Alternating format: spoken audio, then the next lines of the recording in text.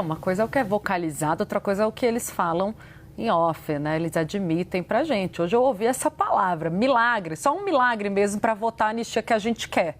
E ainda não tem nem voto suficiente para urgência, porque estavam garganteando que já tinham 300, ia passar com volume de PEC. Mas, enfim, foi tanta confusão, né, Clarissa, sobre o texto, que a gente nem sabe que texto é esse que virá, né? A gente só ouve falar, até o da dosimetria. O Davi Alcolumbre, estou em 4 meses trabalhando nisso, mas a gente não tem detalhes, né? A gente tem uma informação ou outra, mas ninguém nunca viu esse texto, nem mesmo os parlamentares, para dizer se apoiam ou não. Foi tanta confusão, Clarissa, que esse número pode ter minguado, né? Ainda mais depois de ontem, essa articulação que a esquerda acredita ao presidente da Câmara, Hugo Mota, de tentar colocar urgência para fazer um gesto para o PL para votar, atuar junto aos partidos de centro para derrotá-la e conseguir viabilizar a dosimetria já em conversa com o Supremo Tribunal Federal.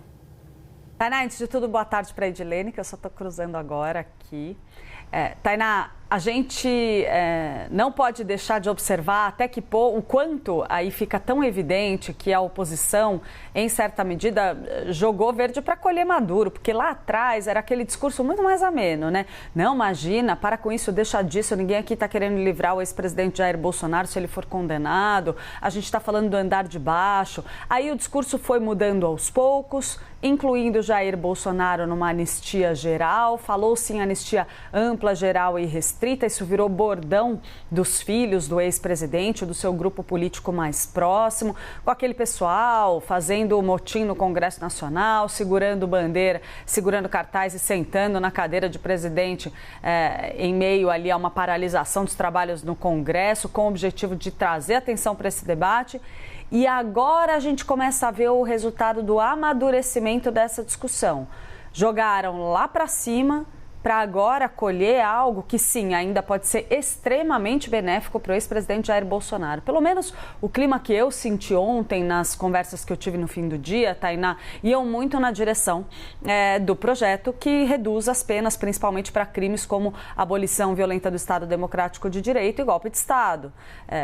Só que, na prática, eu estava conversando com um parlamentar governista que está participando ativamente de todas essas negociações, todas essas conversas, e ele disse o seguinte: olha, Clarissa, se caminhar do jeito que está caminhando, a gente pode, sim, ter a aprovação de alguma regra que altere as penas para esse tipo de crime, e o benefício para o Bolsonaro, pela minha conta, isso é a conta desse parlamentar, o benefício para o Bolsonaro pode ser imenso, porque a gente pode ter o ex-presidente aí cumprindo em regime fechado coisa de 3, 4 anos de prisão. A gente está falando de uma pena de 27 anos de prisão, em que, fechado mesmo, ele permaneceria por 3 anos. Imagina o tamanho do interesse do ex-presidente Jair Bolsonaro e de tantos outros aí em ver isso avançar, principalmente no campo oposicionista.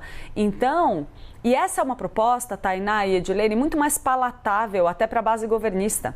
Até entre parlamentares do governo, a gente ouve alguns deles, sob reserva, claro, eles não vão falar isso abertamente, dizerem, olha, eventualmente a gente pode facilitar ou pelo menos não impor barreira para o avanço de alguma proposta como essa, que tem aquela bandeira de estamos só aliviando a pena das Déboras do batom da vida, né? A gente estamos privilegiando o andar de baixo, e aí por acaso acaba esbarrando também no ex-presidente Jair Bolsonaro. Para essa turma tem a ideia de que, olha, de repente o governo talvez possa fazer uma vista grossa e, em troca, ter um compromisso do Centrão para votar a isenção do imposto de renda, votar todos os projetos eleitorais que Lula está deixando ali na manga. A gente tem hoje, por exemplo, questão de redução da energia elétrica, tem projeto de gás, tudo isso está parado no Congresso Nacional esperando para montar a grande bandeira, a grande campanha de reeleição do presidente Lula. Então, Lula também tem interesse em tirar da frente essa questão da anistia.